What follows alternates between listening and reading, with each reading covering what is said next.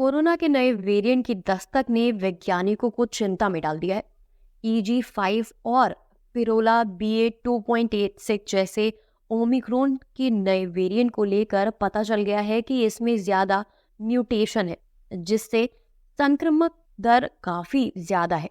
Health experts के मुताबिक पिरोला में 30 से ज्यादा म्यूटेशन पाए गए हैं, जो चिंता को बढ़ाने वाले हैं। हाल ही में आई रिपोर्ट्स के अनुसार बहुत ही कम समय में पिरोला ने UK, US, Denmark, south Africa और इजराइल जैसे कई देशों तक पहुंच चुका है। नए वेरिएंट के केस इस हफ्ते दुनिया भर में दोगुने हो गए। स्वास्थ्य विशेषज्ञ भी इसे ज्यादा खतरनाक मान रहे हैं। हर देश को अलर्ट पर रहने की आवश्यकता बता रहे हैं। अब आपको बताते हैं कि नया वेरिएंट कितना खतरनाक है। क्या फिर से मास्क पहनने की नौबत आ सकती है? मीडिया रिपोर्ट्स की माने तो नए वेरिएंट्स को लेकर अभी तक कोई पुख्ता दावा तो नहीं किया गया, लेकिन शुरुआती रिसर्च में पाया गया है कि कोरोना के वर्तमान वेरिएंट ज्यादा संक्रामक हो सकता है। पिरोला ओमिक्रॉन का ही एक रूप है, जिससे निकल एक दूसरा सब वेरिएंट EG5.1 पहले भी देखने को मिल चुका है। साइंटिस्ट कहते हैं कि जिस तरह से ओमिक्रॉन वेरिएंट की प्रकृति थी, उससे नए सब वेरिएंट को लेकर इस बात की चिंता कम है कि ये किसी बड़ी बीमारी का कारण बन सकता है। हालांकि इससे बचाव के उपाय रखने चाहिए।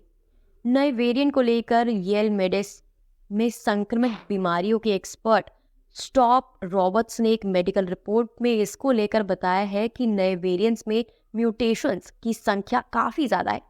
डेल्टा के शुरुआती वेरिएंट्स में इसी तरह के म्यूटेशन की संख्या देखने को मिली थी।